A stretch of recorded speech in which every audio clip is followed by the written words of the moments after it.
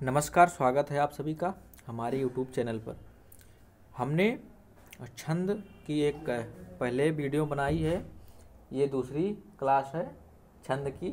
हम इसके बारे में जो छंद हैं उनकी श्रृंखला में बढ़ रहे हैं। लैंग्वेज वाले के लिए क्लास क्या होती है, महत्वपूर्ण होती है। तो अगर आप लैंग्वेज से बीएड की तैयारी कर रहे हैं वो बीएचयू एवं डीयू बीएड के लिए, तो ये क्लास ज़रूर देखें। इससे यहाँ से प्रश्न बनेंगे। हम बढ़ेंगे आगे और हमने कई चीज़ें जानी थी, छंद के परिचय पढ़े थे, हमने गण बनाना सीख लिया था, ये हमने पिछली वीडियो में ही देख लिया है। तो अगर आपने अभी तक उस वीडियो को नहीं देखा है तो जाके उस वीडियो को ज़रूर देखें, जिससे आपको समझ में आए कि गण कैसे बनते हैं और जो छंद के नियम हैं कि दीर्घ वर्ण कौन सा होता है, लघु वर्ण कौन सा होता है, तो वहाँ से आपको पूरी जानकारी मिल जाएगी। उसका डिस्क्रिप्शन आपको लिंक में मिल जाएगा। अगर चैनल पर पहली बार आए हैं तो सब्सक्राइब करिएगा। हम बढ़ेंगे आगे और जानेंगे आज 11 वर्णों वाले छंदों को। हमने अनुष्टुप छंद पढ़ लिया था, लौकिक छंद में अनुष्टुप छंद पहले पढ़ा था। अनुष्टुप वैदिक छंद में भी आता है और लौकिक छंद में भी आता है, 32 वर्णों वाला छंद है। आज हम एक पाद में जिसमें 11 वर्ण होते हैं उन छंदों को पढ़ेंगे, जिसमें इंद्र वज्रा, उपेंद्र वज्रा और उपजाति छंद मुख्य हैं। तो हम इनको पढ़ने वाले हैं। सबसे पहले इंद्र वज्रा को पढ़ेंगे, उसके बाद उपेंद्र वज्रा को और उपजाति को। उपजाति मिश्रित छंद होता है, आप सभी जानते होंगे। इंद्र वज्रा और उपेंद्र वज्रा का मिश्रित रूप क्या कहलाता है, उपजाति कहलाता है। तो अभी हम आगे जानेंगे। सबसे पहले मैं बता दूं आपसे प्रश्न किस प्रकार से बनेंगे। तो आपको दे देगा लक्षण में, जैसे वंशज छंद का लक्षण में पूछा था कि निम्न में से 12 वर्ण का ये छंद 12 वर्णों का है, इसमें जगड़ जगड़ तगड़ हैं, ऐसे मतलब गण बना करके दे देगा 3-4 विकल्प करके। और उसके बाद में कौन सा सही है, पहला सही है, दूसरा सही है, पूछता है। तो ये हम जानेंगे इसका लक्षण क्या है, हम बात करेंगे। इंद्र वज्रा का लक्षण क्या होता है, तो स्याद इंद्र वज्रा यदि तो जगोगा, मतलब क्या हुआ इसका, स्यात माने कहिए, कहना चाहिए, इंद्र वज्रा यदि इंद्र वज्रा कहना चाहिए, यदि तो मतलब होता है दो तगड़, दो तगड़। अगर दो तगड़ आते हैं तो क्या कहना चाहिए। और उसके बाद में जगो मतलब जा, तो जगड़, तो तगड़ के बाद में एक तगड़, तगड़ के बाद में तगड़, तगड़ और तगड़, और उसके बाद में जा से जगड़।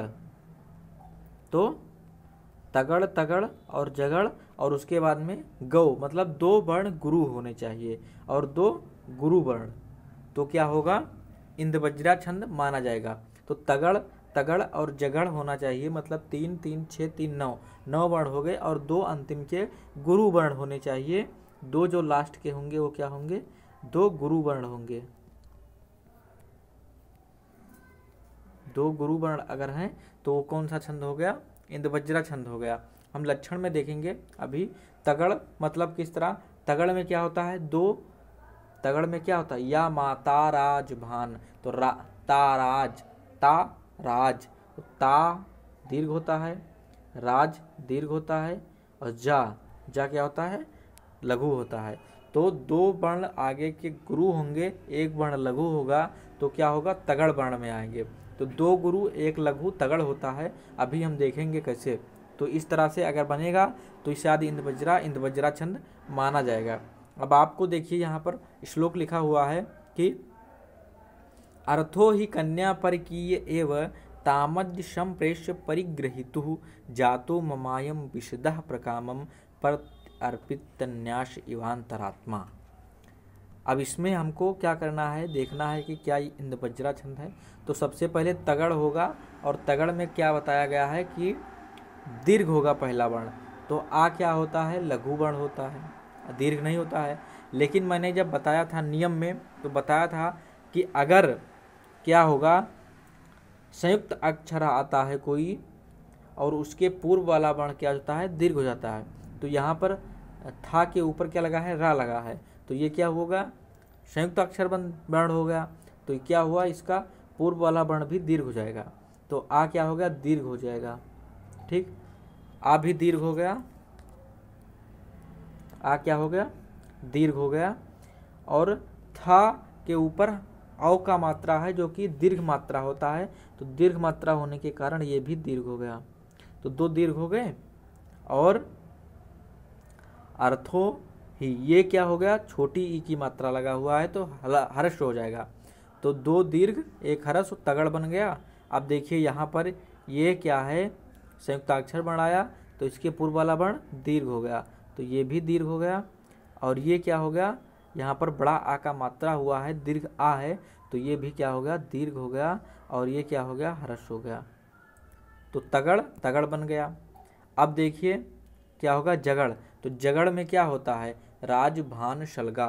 तो जगड़ में क्या होता है, जगड़ में एक लघु एक गुरु एक लघु, मतलब पहले लघु फिर गुरु फिर लघु होगा। जब मैंने गण बताया था तो उसमें बताया था, आपको ध्यान होगा। राज भान शलगा में क्या होता है, जब ज भान हो जाएगा, जभान, मतलब जा हर्ष भा दीर्घ और ना। तो यहाँ पर देखिए रा क्या है, हर्ष है, का के ऊपर बड़ी ई की मात्रा है तो दीर्घ हो जाएगा, हर्ष के बाद में दीर्घ और फिर हर्ष या हर्ष और एओ। तो ए क्या हो गया, ये होगा दीर्घ। और जो पाद का अंतिम वर्ण होता है उसको आवश्यकता अनुसार हम दीर्घ गणना कर लेते हैं, नियम होता है। तो पाद का अंतिम वर्ण क्या होगा, ये दीर्घ मान लिया जाएगा, तो दो गुरु हो गए। तो इस प्रकार से यह कौन सा छंद हो गया, इंदवज्रा छंद हो गया। अब आपको समझ में आ गया होगा कि इंदवज्रा छंद में कैसे हम बात करेंगे।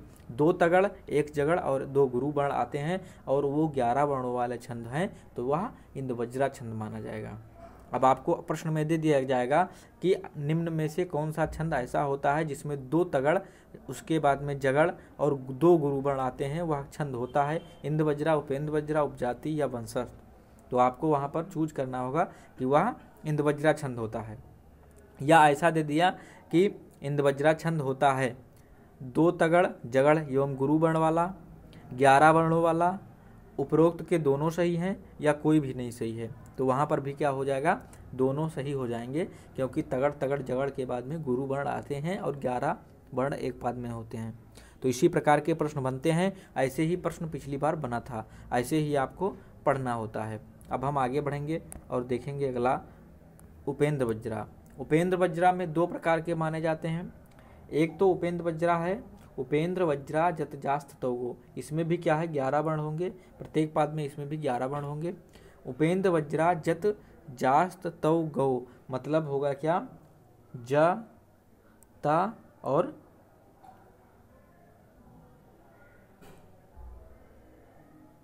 जगड़ हो जाएगा, ता से तगड़ हो जाएगा और जा से फिर क्या हो जाएगा, जगड़ हो जाएगा। तो जगड़ तगड़ जगड़ क्या हो जाएगा, जगड़ तगड़ जगड़, जा ता जा और तौ गौ, मतलब दो गुरु वर्ण इसमें भी लास्ट में आएंगे। तो गौ अगर डबल मात्रा लगा होता है तो दो गुरु, तो दो क्या हो जाएंगे, दीर्घ वर्ण। दो दीर्घ वर्ण अगर आते हैं तो वो क्या हो जाता है, दो दीर्घ वर्ण आएंगे लास्ट में तो माना जाएगा कि वो उपेंद्रवज्रा है।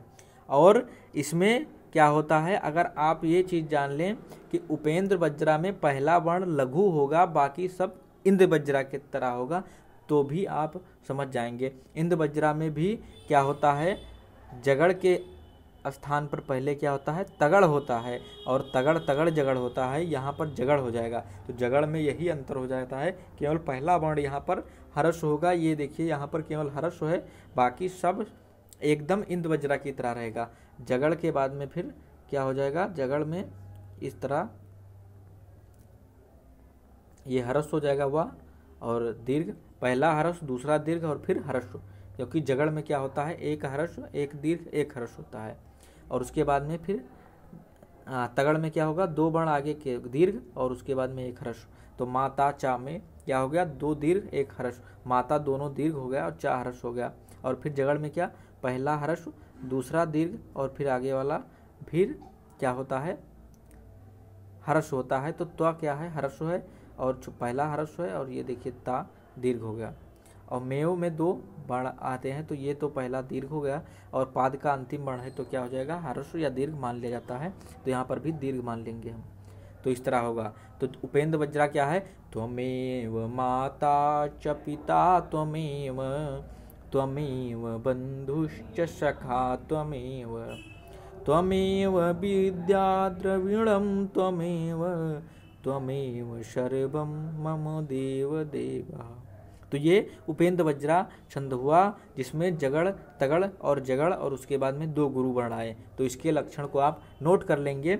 अगर जगड़ तगड़ और जगड़ आता है और उसके बाद में 2 गुरु वर्ण आते हैं और 11 वर्णों का छंद है तो वह क्या है, उपेंद्र वज्रा छंद माना जाएगा।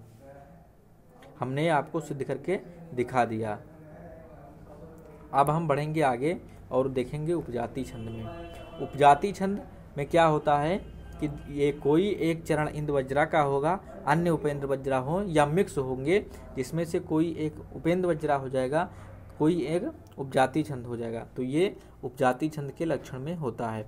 इसमें देखिए आपको लिखा है कि जिस छंद में कोई चरण इंद्र वज्रा का हो और कोई उपेंद्र वज्रा का हो उसे उपजाति छंद कहते हैं। मतलब हो सकता है ये कोई एक चरण इंद्र वज्रा का हो जाएगा और अन्य सारे उपेंद्र वज्रा के हो जाएंगे, या कोई भी इसमें से एक मिक्स हो जाए, बस वही उपजाति छंद हो जाएगा।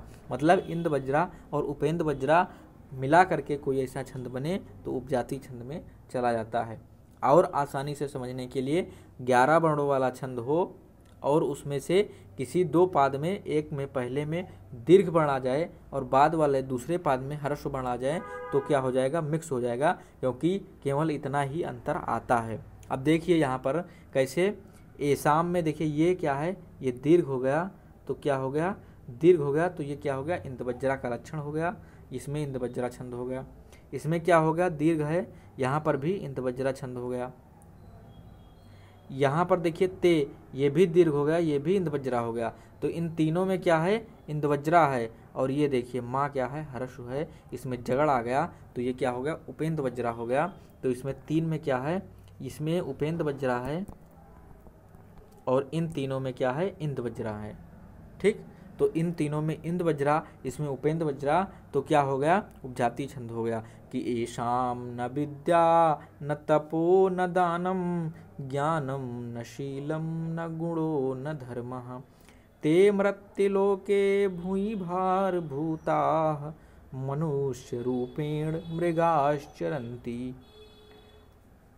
ये भर्तहरि का लिखा हुआ है, नीति शतक में आया है। तो ये इसमें क्या है, उपजाति छंद हो गया। किस प्रकार से, क्योंकि इसमें 3 में क्या है, इंद्र वज्रा छंद आया है, क्योंकि इंद्र वज्रा का पहला वर्ण क्या होता है, दीर्घ होता है, और उपेंद्र वज्रा का पहला वर्ण क्या होता है, हर्ष होता है। बस आपको इतना पहचानना है और गिन लेंगे हम कि 11 वर्ण है तो 1 2 3 4 5 6 7 8 9 10 और 11, तो 11 वर्ण एक वर्ण में है। तो इसमें क्या हो गया, उपेंद्र वज्रा उपजाति छंद घटित होता है, उपजाति छंद के लक्षण घटित हो जाते हैं। अब हम देखेंगे वंशज छंद जो कि आया था, और वंशज को मैंने पहले भी डिस्कस किया था। इसमें क्या होते हैं, 12 वर्णों का छंद होता है। 12 वर्णों के छंदों में वंशज है, द्रुत विलंबित है, भुजंग पर्यात है।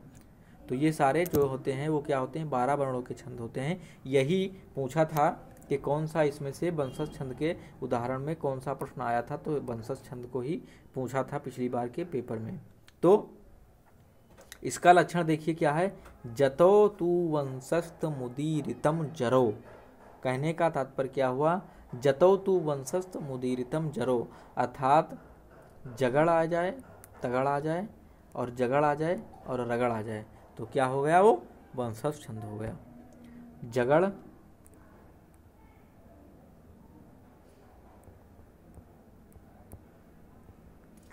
जगड़ इसमें लिख नहीं जा रहा है,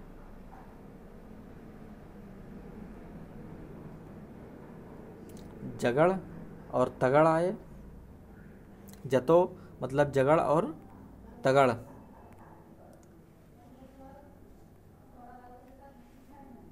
जगड़ और तगड़। जगड़, ता से तगड़, जा से जरो से तो जगड़ और रगड़। तो जगड़ तगड़ जगड़ और रगड़ आ जाएं तो क्या हो गया, वंशज छंद हो गया। अर्थात अब वंशज छंद में आप जानिए लक्षण क्या हो गया, 12 वर्णों का छंद होगा। उसमें क्या होगा, जगड़ होंगे, तगड़ होंगे, जगड़ होंगे और रगड़ होंगे। 4 वर्णों गण होंगे, जिसमें से क्या होगा, जगड़, तगड़, जगड़, रगड़, इस प्रकार से 12 वर्णों का छंद होगा। और ये 4 गण होंगे तो वह छंद क्या हो जाएगा, वंशज छंद हो जाएगा। अब हम इसको कैसे घटित करेंगे, अभी देखिए हम घटित करते हैं।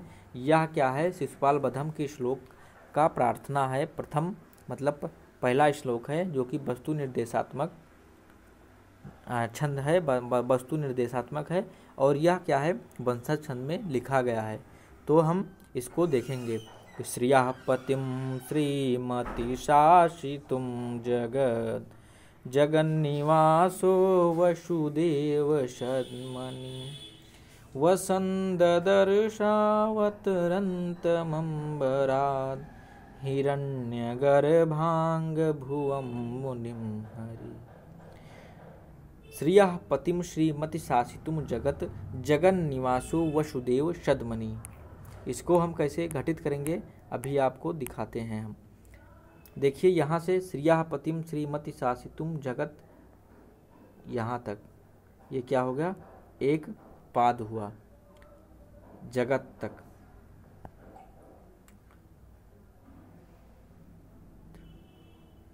देखिएगा